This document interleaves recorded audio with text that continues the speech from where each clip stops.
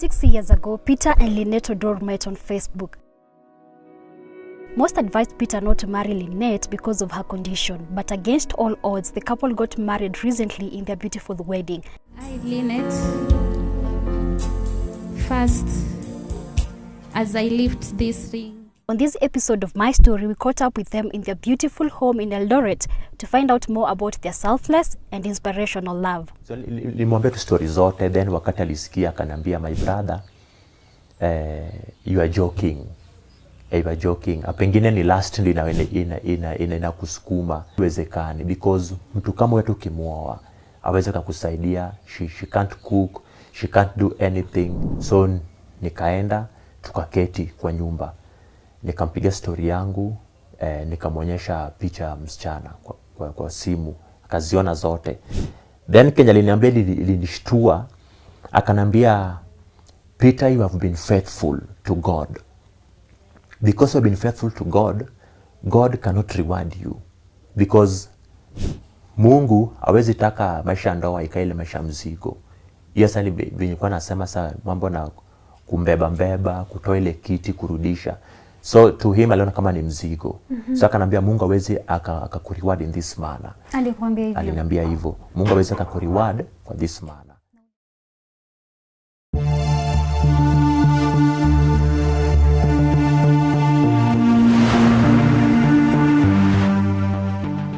My name is Anya Thira, and our guest today, I would say he is inspirational. Before we start the show, allow me to introduce him. How are you, Peter? I'm fine, thank you. Kindly tell us a little bit about yourself. Asante.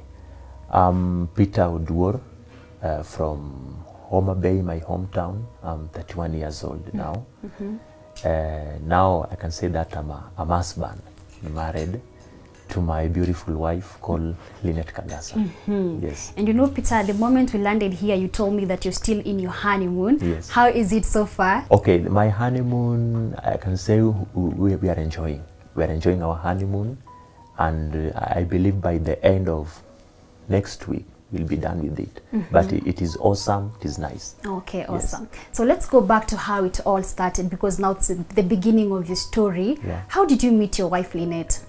I met my wife Lynette in the year back 2016.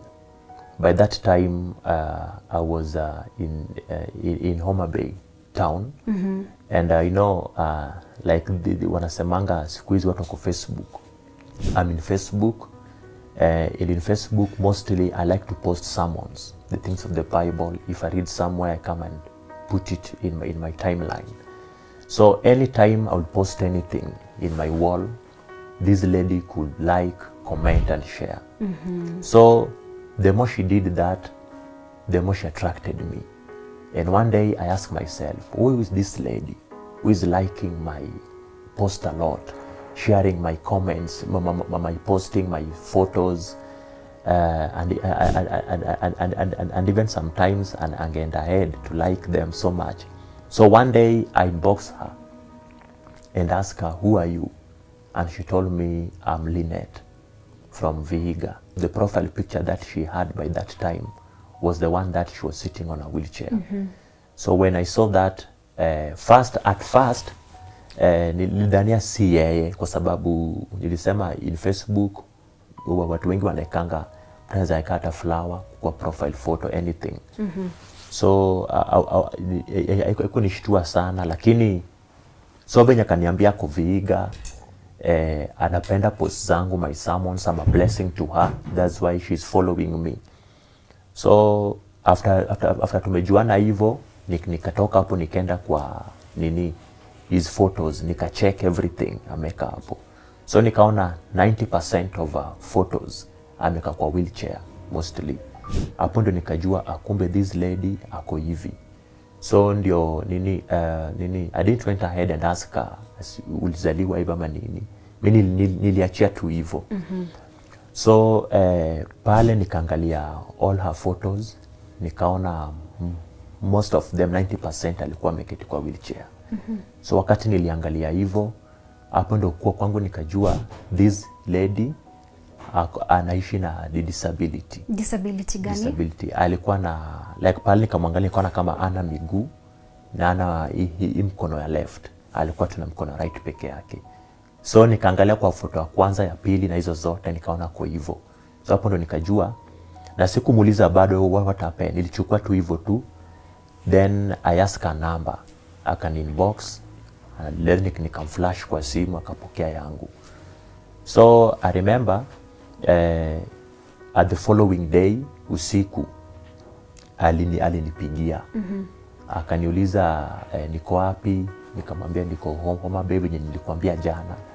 So I'm fellowshipping in this church. Akaniambia hivyo, nikamwambia, then pia akaniambia fellowship this church. So nikamwomba namba, akanipatia, nikampatia yangu, nikamflash.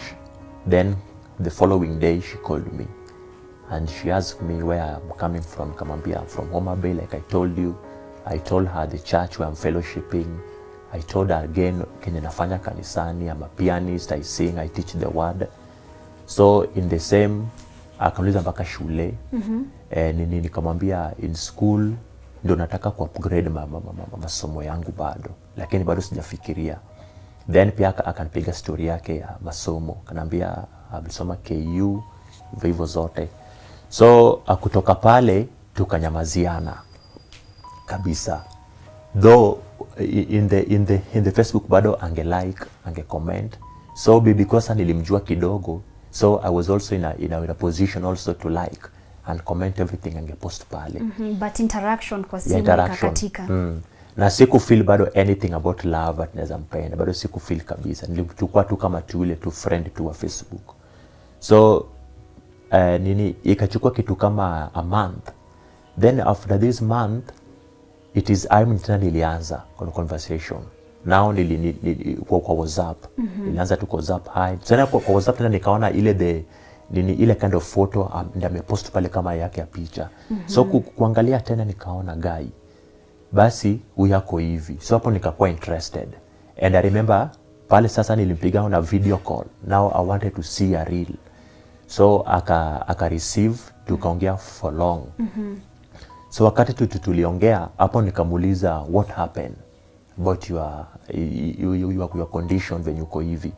Hapo ndiye akanambia mimi nilizaliwa kama niko na miguu, except that mkono ndio nilizaliwa nayo hivi, but miguu nilizaliwa kama niko nazo.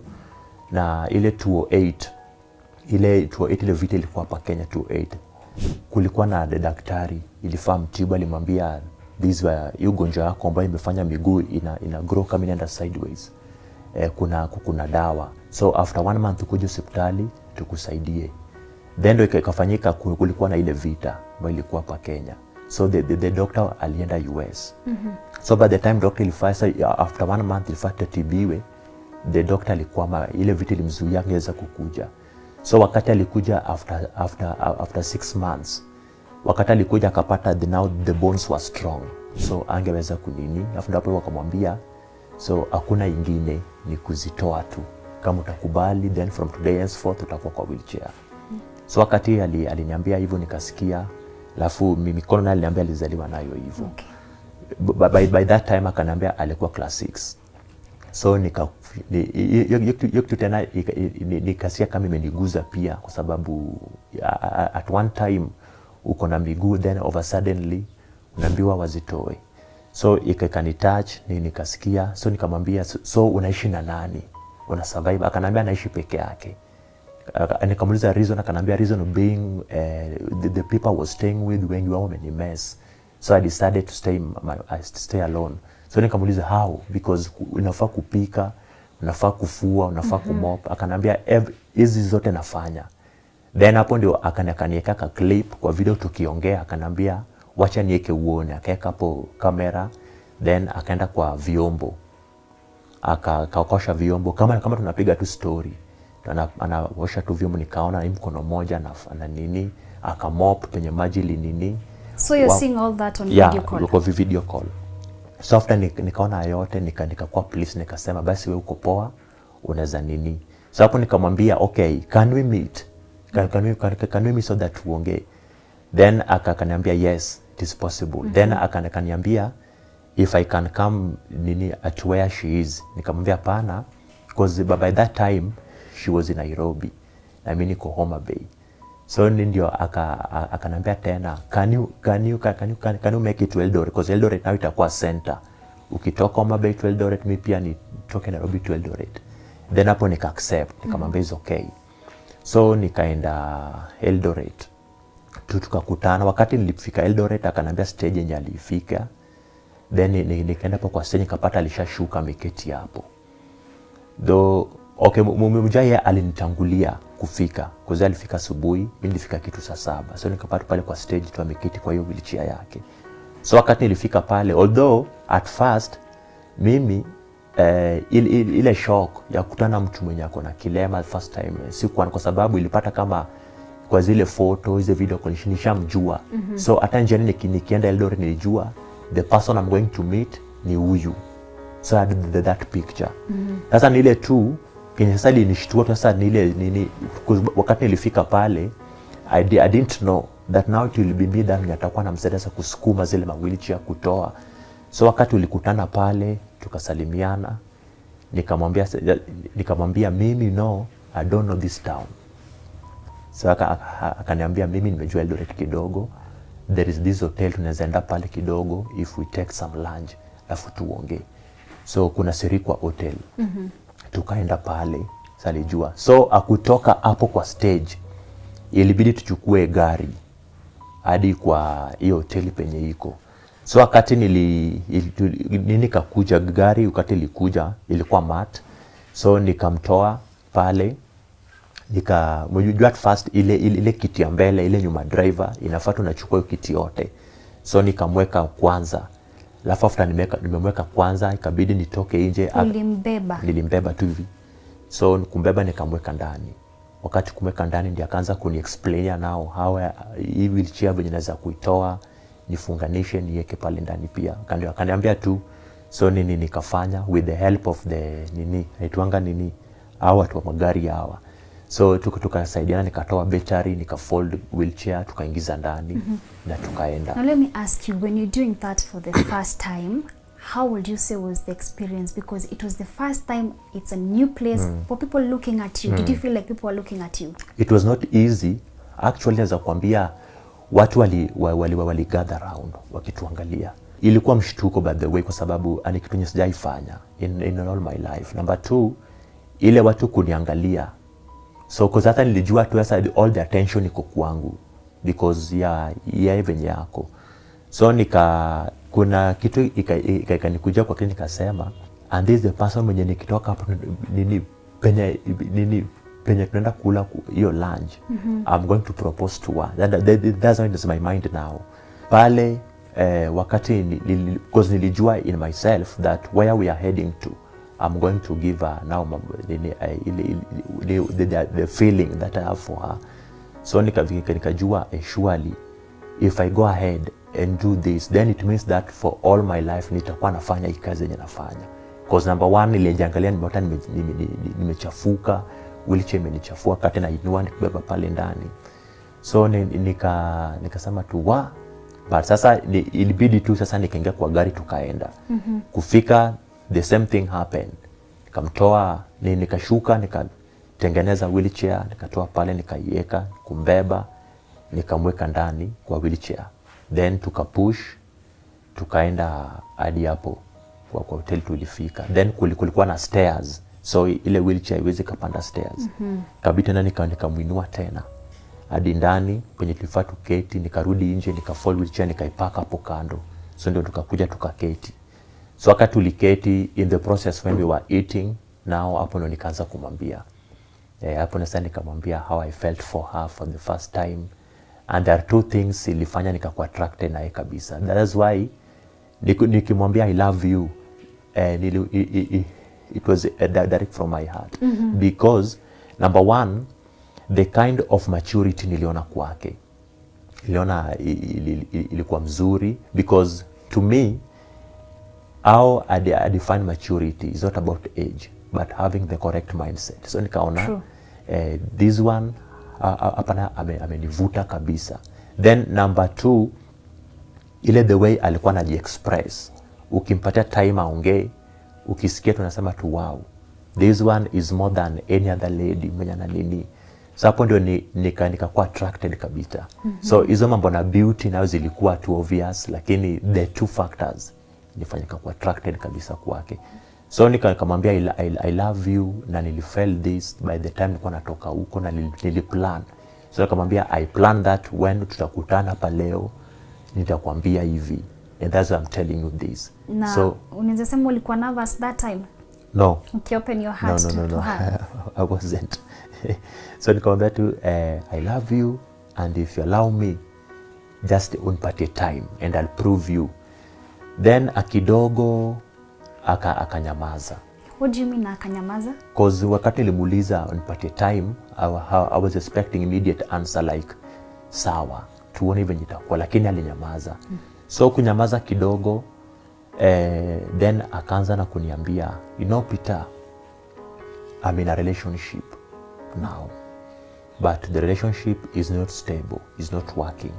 Kwa sababu the guy mwenye niko na yeye ananisumbua, pia ni Mkristo tu kama wewe, pia anaimba kanisani, anafanya hizo vitu zote. Lakini tuko relationship, na kama ni ndoa ilifaa tuwede na yeye last year. Sana niambia sasa, last year ilifaa tufanye harusi na ujamaa, lakini kenye ilifanyika alikuwa discouraged because of who I am.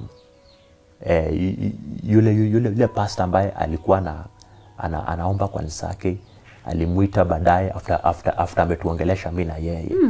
Then Steven alimuongelesha, then mimi baadaye kidogo kuja kugundua kumbe the guy is married somewhere. So mimi nika feel hard. Even the wife of this person alikuwa ananishtua mimi na hii hali yangu. So nikahofia maisha yangu. Oh, now the fiancé pia hata alikuwa ameoa pale pengine. Then the wife of the fiancé alikuwa anamthreaten now, achane na mume wake, na kujua yeye hizi zote. So wakati aliniambia hivyo, pia mimi nikamwambia, you know, even me I'm in a relationship. And nikamwambia I'm in a relationship and we have one kid with the lady mwenye tuko naye. Lakini the lady alienda akanipotelea na mtoto, sijui penye yako hadi wa leo. But because I feel that it's my time finding a relationship, and I'm telling you this because nimekupenda. So in the process tukiongea hivyo, bado ni kama the heart ilikuwa mgumu. Aliniambia, Peter, weenda ujifikirie vizuri, because men are the same. Weenda ujifikirie tu vizuri. Unajua msichana ingiangi box tu mara moja hivyo. Exactly. Akanambia to go and fikiria, alafu utaniambia baadaye. But in my heart, mimi nilijua by time I will win her heart. That by time I will win her heart. So nika accept. Then tukatoka tukatoka kwa hoteli, nikamrudisha kwa stage. Alafu mimi travel, though yeye hakutravel, alala kulikuwa na beshta yake Eldoret. Yale lala, mimi nikabidi nikarudi. So wakati kurudi tukanyamaziana tena. Okay. Tukanyamaziana tena. Then kuna siku moja akanitumia text kwa WhatsApp, akaniambia, so na nilikwambia hali yangu ungewezana nayo. Nasha nikuulize Peter, kwa nini wewe ulinyamaza? Because ni wewe ulimwambia unampenda. Okay, wakati nilirudi Homa Bay, I told my sister, I have my sister mwenye ananifuata. So nikamwambia, sis, there is this lady, na nikamwonyesha photos zake. Huyu I feel for her, nampenda, na tumekutana jana Eldoret. So nilimwambia tu story zote, then wakati alisikia akaniambia, my brother, you are joking. You are joking. Pengine ni last ndio inakusukuma. Nikamwambia, no, I'm serious. I'm serious, na I'm serious kabisa. So wakati nilimwambia, at first alikataa, akaniambia iwezekani because mtu kama wewe ukimuoa aweze kukusaidia, she can't cook, she can't do anything. Baka nikamwambia naweza, yeye alikataa, akasema hapana, haizi. So akaniambia, my brother, inaye uwezi kabisa. So kutoka kwa sister yangu, the friends also wakaniambia the same thing my sister told me. So mimi nika feel in my heart ya kwamba kenye watu wengi wanakataa pengine ni ukweli. So wacha ninyamaze. So my reason of kunyamaza ilikuwa ya kwamba I feel, because I feel myself the best way to walk out from her ni kunyamaza, then atachoka tu, tajua tu jamaa alitoka hivyo. So a time came, then hii mawazo kanikujia tu. I was going through the photos again, hizo charts to the chart, then nikasema pana Lynette, I love you. Now I was telling myself I love you and I'm ready. I'm ready for this. Then tomorrow morning ilifaa nikuje Eldoret ku apply for some shule. Remember nikikwambia pale I was thinking of upgrading my studies. Yeah, I remember. So nikaangalia the best university nilikuwa na kwangu ni UOE, University of Eldoret. So wakati nili apply online wakaniambia 2021 admission yako will be valid kuje. So nikamwambia I'm moving to to LD soon. Then pia kanambia even mimi next month my team penye nafanya kazi transfer naenda Eldoret. Hapo sasa nikajua bas, now this is God. Fate is bringing you together. So nikasema this is God now. So wakati ilifika na sasa this year to 2021 mwaka yake kianza hapo, then nikakuja Eldoret for admission. So wakati nilikuwa university kufanya admission, nikampigia simu nikamwambia saizi as I'm talking to you I'm in Eldoret, University of Eldoret. Akanambia I'm also in Eldoret. I'm staying here now, nishapata nyumba. I'm staying with my sister and my brother. Nikamwambia wow. So nikamuuliza place, akaniambia though I was new here, bado sisi kujua. So wakati nimwambia hivyo nikamwambia where utakuwa unaenda church in Eldoret, that's the place I'll be going. Because number one, mimi nikuja Eldoret, and mimi is like I'm a visitor in this town. So we'll be worshiping, tutakuwa tunaenda pale.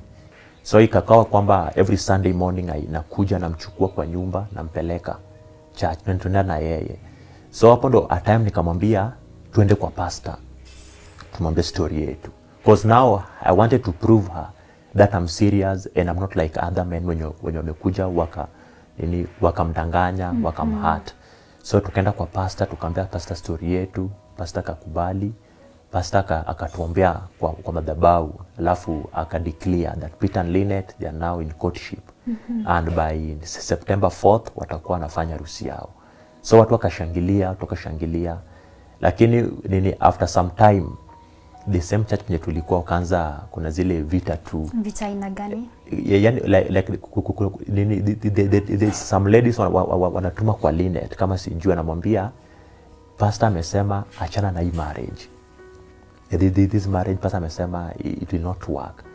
Mimi pia there some brothers wananitumia wananiambia pastor amesema achana na hii marriage haita work. So sisi ndio sasa tukaketi chini na tukipiga sana, naambia nani alitumwa kwangu, pia namwambia nani pia alitumwa kwangu. So tunashanga so tukasema if these are the same people we are expecting to support us and also to be in the committee want to fight you, then namaanisha hapa kutakuwa na vita. So venye vita ilianza mingi, so hapo ndo tukasema pana, wacha to seek another church. So tulikaa home kama tuende church for two Sundays, hatukwenda church. Then there is a pastor mwenye alikuwa pia rafiki ya Lynette. Sasa alikuja hadi kwake kwa nyumba, akamuulizia, then akanipigia simu akanambia pastor nani anataka kuona kesho kuja. Kesho nikakuja tukutana na pastor kwa nyumba yake, tukaongea. Pastor akatuambia nimeanza kanisa kujeni to fellowship kama kuna mali iko sipo kwa nyumba. Then the following Sunday tukaenda kwa huyo pastor. Now this pastor ndio pia by the grace of God alikuwa wa best man wakati tukifanya harusi. So tukaanza pale, yeye alikubali kutusupport though the church ilikuwa changa inaanza. Yes. Okay, there's this bit we talked about over the phone where you were saying about your pastor telling you that God will not bless you with such a woman. Can you explain that afadhali? You know, this pastor I was nimekaa naye kama niko form 4. So alafu pia pale kwa church yake I was a minister, I was a keyboardist, I was a singer. So niliishi tu nao, watu walinijua. So wakati ilifika sasa nikitaka kuoa, niliona ni vema nimjulishe, kwa sababu now he was like a father now. Tukasema tena nimjulishe, maybe anaweza kuniruhusu pia nikafanye venue katika huko, naona. So wakati nilimwambia in fact nilimwita dad, Mungu amenifungulia milango, nimepata msichana, tunataka nimuoe kwa hivi na hivi. Then akanambia hatuwezi ongea kwa simu, kuja. Nikaenda. Ilikuwa May, the month of May now. So nikaenda, tukaketi kwa nyumba. Nikampiga story yangu, nikamwonyesha picha ya msichana kwa simu. Kaziona zote. Then Kenya aliniambia, ilinishtua, akanambia, Peter, you have been faithful to God. Because you have been faithful to God, God cannot reward you. Because Mungu hawezi taka maisha ndoa ikaile maisha mzigo. Hiyo sasa nilikuwa nasema sasa mambo na kumbeba, kutoa ile kiti, kurudisha. So to him aliona kama ni mzigo. So akanambia Mungu hawezi akakureward in this manner. Alikwambia hivyo? Aliniambia hivyo. Mungu hawezi akakureward for this manner. Ulisikiaje wakati pastor alikwambia hivyo? Nilisikia vibaya kwa sababu kama mtumishi wa Mungu ufai kusema neno kama hayo. At least hata kama for example angelenga hata na story ya Peter, bado ni mwanafunzi, bado unaona kama hayo, lakini alikuwa tu direct. Kanambia Mungu hawezi akakureward venye umekuwa faithful, umemfanyia kazi hizo miaka zote. So mimi wakati nilisikia akiniambia hivyo, then Kenya alisema akaenda kairudia tena kwa madhabahu. Sasa after nimetoka mbele ya kanisa, mbele akihubiri sasa. So ni watu walinipigia simu sasa wakati mimi nimerudi Eldoret. Pigia pastor leo alihubiri na alisema ati anakuambia wache kuoa msana, unakataa. So amesema wewe ukienda ahead umuoe, hiyo ni kwa juu shauri yako, yeye yuko hapo. So friends now I was having in this church, au marafiki nimekuwa na tumesoma nao hiyo wakati pia wakatan, because I was calling them, nani nataka kwa committee ya wedding, amebadilika. Ule nataka kwa committee ya wedding, amebadilika. Sababu wakati alibadilika, nikasema tu ni sawa.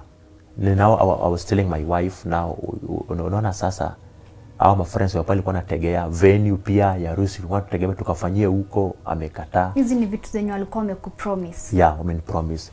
So nikamwambia tu is okay.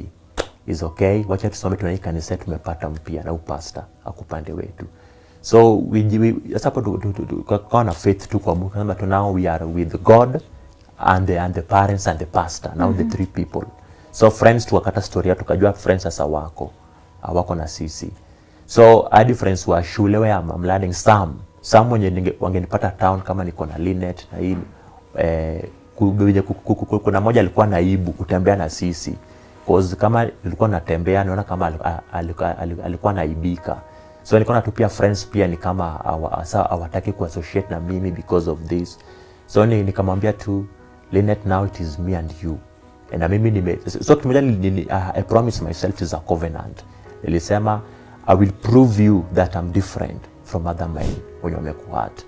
Na number 2 nikasema kwa my heart ya kwamba ulemavu ni gharama. So you have to accept it. So nikasema hizo mizigo zote ambayo nimeona kidogo hizo nimekubali. I will abide with them na tutaishi. So hapo ndio, so anytime ile mawazo ingenikuja kwamba huyu ni kilema inafaa enyewe Afrika umetoka nisije nimwache, I was remembering that covenant, because singependa ninge katika ile list ya watu ambao wamemhurt. So I will stick to that covenant that ilinisaidia by the way until tukafanya harusi yetu. So the first process tulianza, nikamwambia I'm taking you home kwetu. Tukatoka pale tukaenda nyumbani.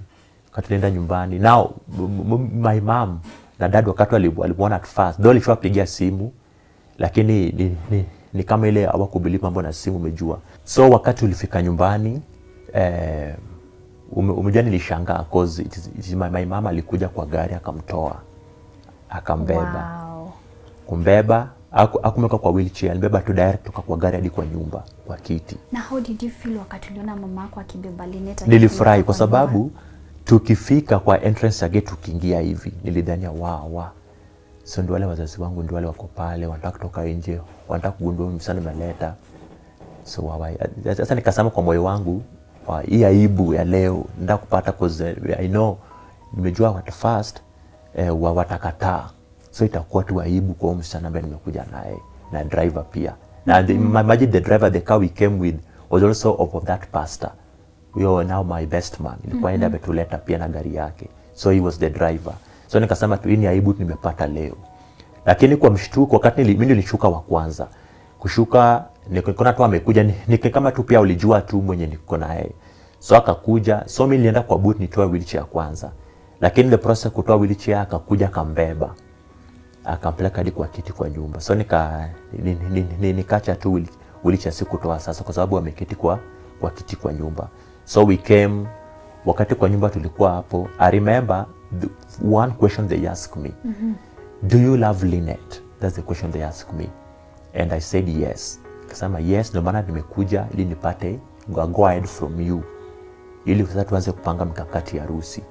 So wakati nilisema ndio, wakasema ukimpenda tutakusaidia kumpenda. Then nikasema wow, God is great. Beautiful. Yeah. So hapo nikapata na strength. So nikasema ijapokuwa na friends wamenitoka, but because of the blessing of the parents now and also the blessing from her parents tuko now, so we don't mind about friends. So tulitoka pale tukarudi. Safari ya pili sasa ilikuwa tumeenda kwao kuanza kupeleka mambo za mahari, introduction. Hapo tukafanya. So things were flowing. But hizo the committee tukaform tukani. Lakini sasa shida ilikuwa sasa from friends to, because story zilianza kuenda. Peter anapanga kuoa msichana mwenye ako hivi, akona ulemavu, itakuwa rahisi. So mostly friends that I was calling wasimame na mimi katika hii committee ya kuchangisha pesa ya harusi. Waliturn. Wengi waliambia hapana Peter, wewe ni mtu mwenye tunamjua. Uwezi just toka from somewhere. Mungu aweza kupatia mtu kama huyo. Unaona? So nikasema tu So nikamwambia kuna siku Lynette akaniambia Peter, you know, kama ni story yangu ninafanya una lose friends, then basi uniache tu nikae. Because mimi naona kama the rate to lose friends yani ni kubwa. So nikamwambia tu wewe niache tu nikae tu because unawalusu wengi. Nikamwambia there is this a scripture nikamsomea in the book of Jeremiah 17:5. Inasema cast is he who trust in a man. So nikamwambia we don't trust in them. Nikamwambia we trust in God. And kwanza our parents wako pande wetu. Ingekuwa mbaya kama familia ningekuwa separate. But because we are having them. So come 4th September, if we'll be having also only the watu wa familia kwa wedding peke yake, achana marafiki wakae. Hivyo nilimwambia. Then wakati aliona kama msimamo wangu nimemaanisha, hapo ndo tena aka-agree, tukaanza vizuri. So ilikuwa tu maombi hivyo. So things came, then ile church penye tulikuwa now tuka form committee na watu kidogo tuliwapata pale. So ilikuwa tu prayer nini hadi 4th tukafanya harusi yetu. But despite all those challenges ulifanya harusi, how did that happen? Wengi walikataa bado, akasema tu unafanya kitu yenye mpaka kuna venue penye tulifanya venue ya kwanza. Wakati tulipata hiyo venue ya kwanza, so some days to the wedding waka change. Wakatuambia sasa tutakuwa strict kwa ile namba ambayo tulikubali kwanza tutaikata tena. So sisi tukaona, and this is a friend mwenye alitupromise this kind of thing, and a change. So miliona tu ilifika time nikamwambia Lynette kwamba basi twende kwa our best man, ambaye ni pastor. Tumwambie pastor vitu haziendi, watu wamekataa. Because kuna wengine ambao wakasema Peter, we will prove you that this thing will not work na si ya Mungu, kwa sababu kama ni ya Mungu hizi vitu mnaona siji kukosa vent, kukosa pesa zingekuwa zinakuja, but because hazikuji, God is not in it. So we'll prove you that this wedding will not work. So wakati sisi tukisikia hivyo, tukaenda kwa pastor kumwambia pastor umejua vitu haziendi hivi na hivi. So sisi we are just requesting tukuja church one Sunday utuombe, alafu tuanze kuishi from that time.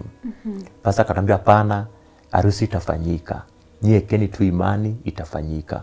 So wakati tulikuja kupana Lynette, we hold on that faith ya kwamba this faith is what now will make us succeed in this day.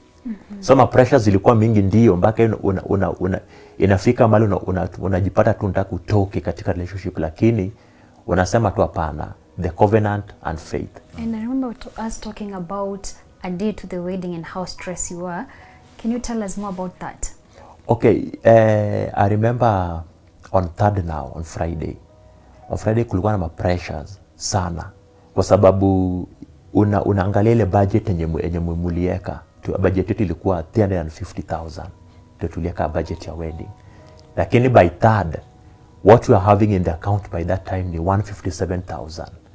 So kuna ile deco wanataka pesa, kuna watu wanapika wanataka pesa, watu wa gari wanataka pesa, mtu wa vyombo anataka pesa, everyone. So tunashangaa nini tafanyika hapa. So the committee pia enye tulikuwa na accept itasimama na sisi, pia kuna wengine pia bado waja pledge their waja redeem their pledges. So hii pressure sasa ilikuwa ya kwamba imefika third usiku saa 1. Now the grooms, the brides wameshafika town. Few hours to the wedding. Yeah. So wamefika pale, and the same day I was having exam from 6 p.m. to 7. So nimeshafanya exam, nimerudi kufika kanisani na kukutana ma grooms, brides wanafanya practice, wana match. Lakini mimi nafanya practice nao, lakini my mind iko tu wow, itafanyikaje? Ule jamaa wa catering ndiye ameshapiga simu, anataka 70,000. Ule jamaa wa deco anataka deposit. Gari za kesho bado zitapatikana, tutafanya nini? So hadi usiku wa 8 I was ferrying these grooms penye wanalala. Kuna gari nilipewa nitumie. So hadi usiku wa 8 I was driving them, nikuwapeleka penye wanalala, the grooms and the brides. So in the process mimi nikiendesha gari, niliendesha a lot of pressures. Kwa kichwa niko tu hawa itakuwaje? Itakuwaje kesho na imefika? Because now even the chairman is calling you kwa committee. Anakuambia, Peter, kuna familia ya Linet inafaa toke nyumbani kesho, na wamesema wanakuja na basi. Kama kuna hiyo kesho hawakuji. So kwa kile nasema this familia kama hawajakuja, harusi itakuwa ya nani sasa? So a lot of pressures, but nilisema tu Mungu, nikamwambia tu Mungu tu, let your will be done, because as mimi sasa siwezi kabisa. So kufika asubuhi hapo sasa ndio tukaanza kushangaa. Wakati wakakuja wakanipick kwa nyumba na the grooms, tukatoka. Akufika pale sasa penye ilifanya tukutane ndio tutoke, wafanye madeko tutoke hapa. Hapo nikashtukia, naona Prado. Naambiwa bibi harusi, Prado imetoka wapi? Naona magari more than 7 cars. Imetoka wapi? So nikaanza, then akupiga simu na naambiwa ati mtu wa deko chakula zimeshanunuliwa, sijui nini. Nikasema tu wow, this is God. Nikasema tu ni Mungu. Now actually we saw God that day. Tukitoka sasa ile msafara barabarani. So watu walijua, kwa sababu nakumbuka tukitembea town, Linet alijulikana. Linet mtu mwenye ongena na stage hata wa leo. Au watu wa gari wanakuambia tu hapana, huyu msichana wetu mimi ndo nambeba leo. So alijulikana. So watu walijua tu ni harusi ya msichana wetu. So watu wengi walitufuata. Na ile intention ya watu ilikuwa tu kuona itakuwaje. Hii ni harusi ya mtumba yako na ulemavu, ule ambaye ana ulemavu, itakuwaje? So kufika pale tukapata watu wako wengi against our expectation, because sisi tulikutarajia. So kufika pale tukaona wengi wamejileta kuona harusi itakuwaje. So by the way ilikuwa mzuri tu.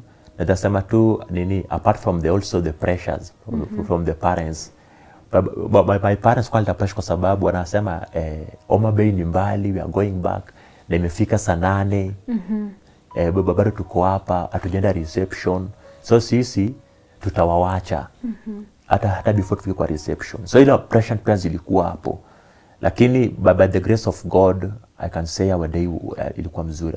Wale guests wetu were invite, friends from workplace where I'm working came, friends from where Linet is working they came, friends from the school came. So nazasema tuliona Mungu. Tuliona Mungu. And when you saw Linet in that beautiful white dress seated on that wheelchair approaching you, how were you feeling that time? You know, kuna hii mawazo nilikuwa nayo tangu nilianza kupenda Linet. wakati niliona ile video akinionyesha jinsi anaosha vyombo, na mkono mmoja anafua, anapiga deki. So mimi ningemwona hivi I was seeing Lynette as complete. Singemwona kama mtu kwa disability. So wakati alikuwa anaingia, sasa ilifika wakati wa harusi akiingia, ndiye aliingia wa mwisho. So wakati anakuja hivi nilimwona ameketi kile kiti yake anaendesha, anakuja polepole. Although sasa kuna ile mawazo kwamba mtu na ile gari ya disability, lakini ile wedding ground ilikava ile wheelchair, ungejua ungedhani dunia anatembea because ilikava ile mguu na pale mbele. Lakini nilimwona nikasema wow, leo ni siku yetu. So niliona kama anampenda. Now I saw the beauty now in her now. So wakati akakuja ingia pale, ikafika mpaka wakati kwa nao taking vows, tukipatiana rings. So hapo ndo kidogo umejua, nilijua tu leo kuna ile kulia itanikuja, lakini I was trying kusukuma isitoke. But nilijipata tu, umejua when feeling strong wezi ukazuia. Nilipata tu nimelia kwa sababu when I was giving her now the ring, na nikimention those words, na alafu again pia nikaona venye ananiangalia. So what made me to cry ni ile ya kwamba venye ananiangalia is like akona nasema huyu jamaa anamaanisha Kenya anasema kweli ama baadaye atabadilika. So me nilifeel tu nilia kwa sababu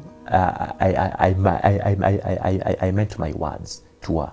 So that's why nikashtukete machozi katoka na singeweza kuzuia. So nikamwambia, nikamwekea, pia akaniambia kaniwekea. Alafu ndio bishop akatuombea. So tukatoka pale tukaenda kwa from church na msafara kaenda kwa reception.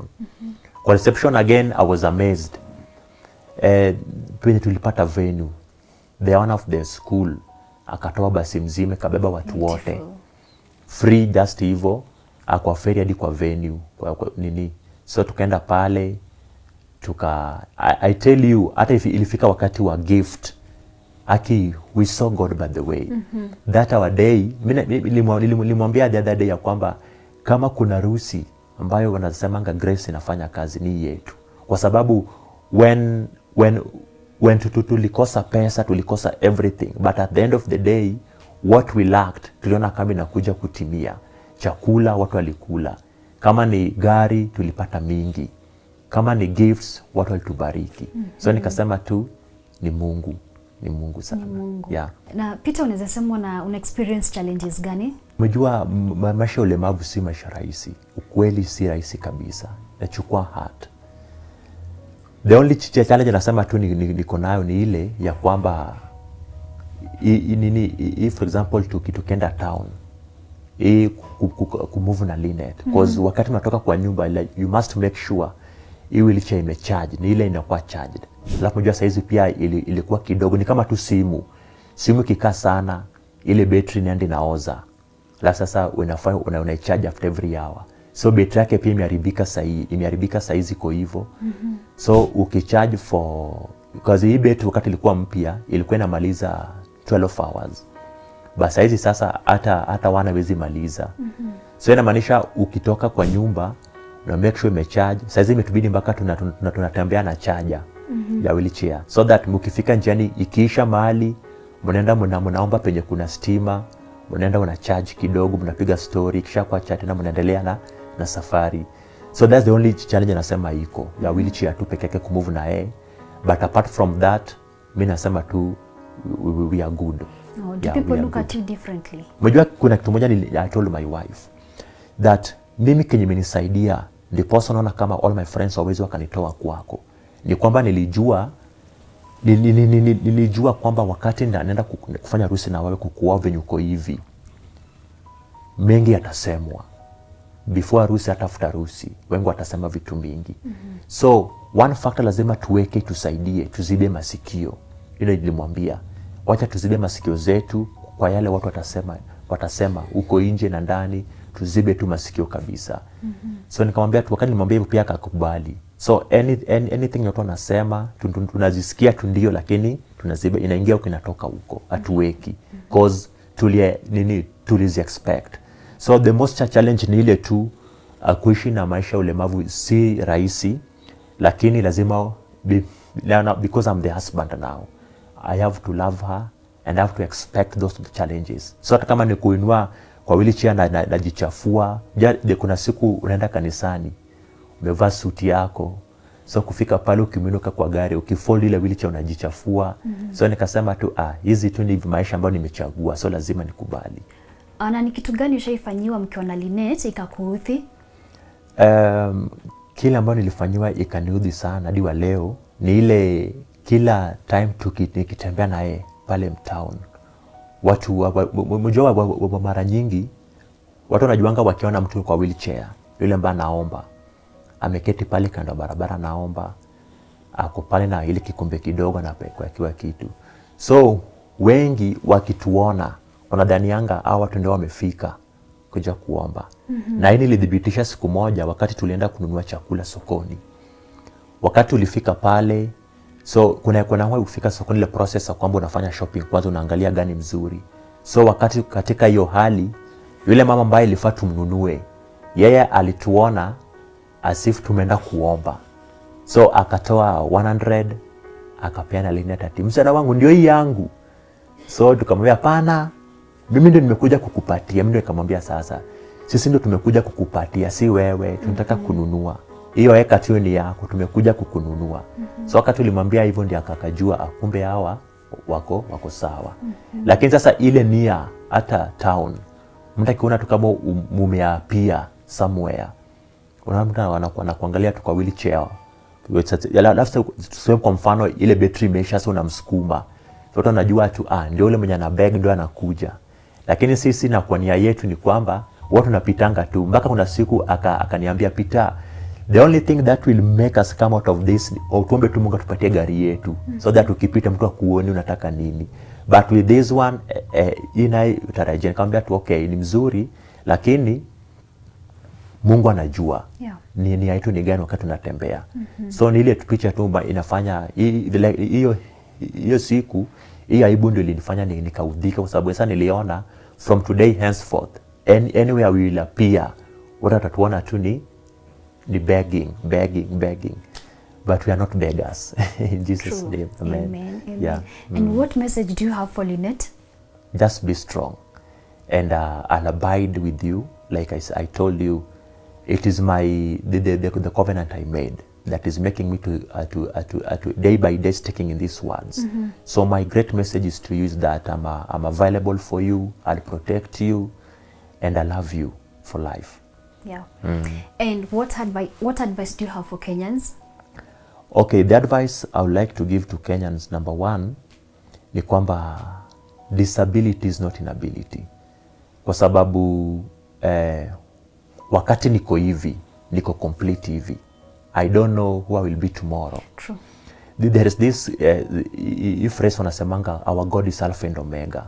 It means is the beginning and the end. So our God knows our end from the beginning. So for example, if my end will be 2025, Mungu tayari ameshaiona, mimi sijafika kule. So nasema wale ambao wanafikiria yule ambaye akona kilema si mtu afai kumuoa, ujiulize swali, huyu hakuandikia Mungu barua kwamba niumbe nikaa hivi, alijipata tu pia. The same way pia wewe ujui kesho yako, pengine ujikute uko hivyo. So we are all equal. So advice I would like to give ni kwamba love is real, and what makes love to be stable ni ile tuanga nini at the heart covenant, ile kinyumesema. Like mimi kwa Linet nilimwambia, the covenant I'm giving you that I will live to fulfill that covenant is that I will never hurt you like others did. I will never walk out from you like others did. That's the covenant. So you see, anytime you have a covenant itakuwa inakusukuma day by day, inakukumbusha. Because like nimekuambia, kuna siku nilikuwa nafikiria tu when the pressures are many, pressures were friends wanaambia umshana si wako, afai kukaa hivi, toka. So wakati nilikuwa nasikia yote, kenye ilikuwa inanifanya ni silence hizo pressures ni ile covenant nikikumbuka. There's a covenant I made. So when there is this covenant umetengeneza, marriage huwezi kuwa na shake. So the advice ni kwamba love is real, but it takes the heart, the covenant, to establish that love. Yes. Yeah. Beautifully said. Peter, thank you so much for welcoming us into your home, and I can tell you that your story is inspirational and it's going to touch a lot of people's heart, and they're going to learn a few things from you. So for now, you're going to introduce Lynette. You've heard the Peter's side of the story, and we want to know what the lady is going to tell us. Lynette, tuliongea na Peter earlier on, and he said that you guys met on Facebook. Now, what was it about him that made you attracted to him? The first time he came to my inbox, for me, I wondered, who is this texting me hi? Because I rarely respond to Facebook inboxes.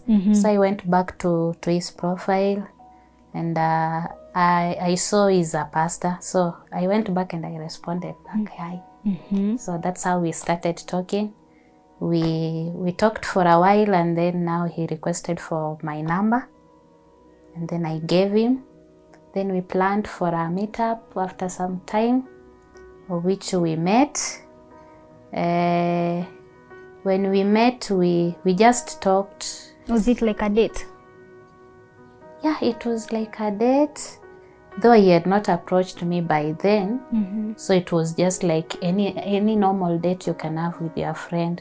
So after the meeting, he went silent and also kept quiet. Why did you keep quiet? No, for me, I was waiting for him to talk to me, because you see, as a woman, you don't like ile kunajipendekeza kwa mwanaume. So I wanted him to talk to me. So when he went silent, and I also went silent, and I said to myself, then maybe he wasn't coming to approach me, just wanted to know me. So ikaisha hivyo kidogo. Okay, but eventually akashow up tena. Yes. And he told you that he loved you. Yes. What was going through your mind that time? For me, I didn't take it seriously. Kwa nini? Considering this is someone you've met over social media, so you've not interacted for long, like you know maybe penye anatoka, you've known some of his friends, he has known some of my friends. So ilikuwa like, to me, nikasema huyu ni kama ananichezea, so nikamblush too off. By then I was in another relationship. So nikamwambia I'm also dating, though si ile relationship yenye I'm not so sure if this person is going to marry me or not. So akaniambia it's okay. So we continued being friends, and during that period I got into 2 relationships, of which all of them broke. And then finally, now I saw the reason as to why maybe they are breaking, it could be this is the man that is meant for me. So now I gave him that full yes out of my heart now. What is it about Peter that makes him stand out? His fear for God, because that is number one thing I was looking for. I wanted someone who is totally committed to serving God. And then number 2 is royalty. You see, like the other previous relationship that I was in, they were told to maybe to leave me because of my disability, and they opted for it. They gave in. But for him, he stood out in that he stood his ground. No matter the pressures he was receiving from friends, from other people, he stood out, and that proved to me that he is totally in love. Okay, and during his interview, there's a time that he said that you had asked him to just leave you and go, to give up. Why was that? It's because I was seeing him losing a lot of friends. You see, friendship, people build friendship through a long time process, and it doesn't make sense when he's just build up friendship with several people, and then now he's losing them all of a sudden just because of me. So for me, I was feeling he shouldn't lose his friends just because of me. But don't you feel like that was a little bit unfair kwake, because he's a man that loves you? Okay, for me, by then I wasn't feeling like it was unfair, because now I was seeing the kind of stress he's in. For me, at that time, I wasn't feeling like it was unfair for him, because you have like 100 sheep, and you are losing 99 just because one, maybe it's multicolored and the others are not colored. So I was feeling he shouldn't lose the 99 because of me. Yes. But he fought for you and eventually akakupata, si ndio? Yes. And let me ask you, mkiwa hapa kwa nyumba, what are those things that he does to you that inakufanya unazidi kumpenda? The way he treats me is not like that person mwenye atanilazimisha fanya hii. When I tell him I'm not able to do this, then he takes up that responsibility of doing it.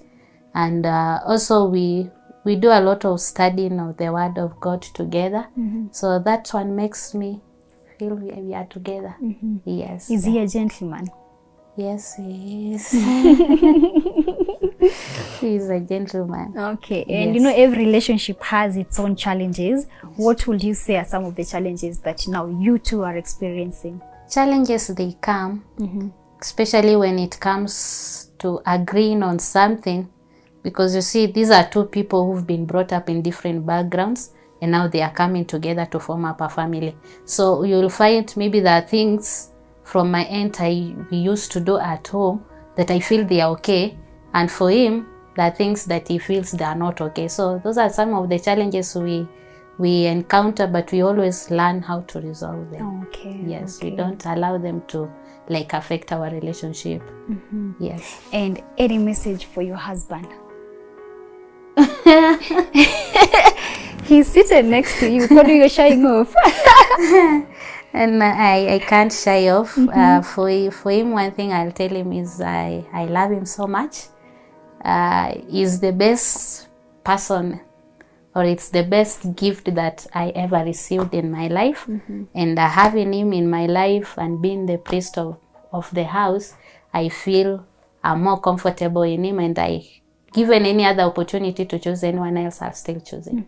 Yes. And having talked to him earlier on, I can completely say that he loves you and he treasures you. Thank you.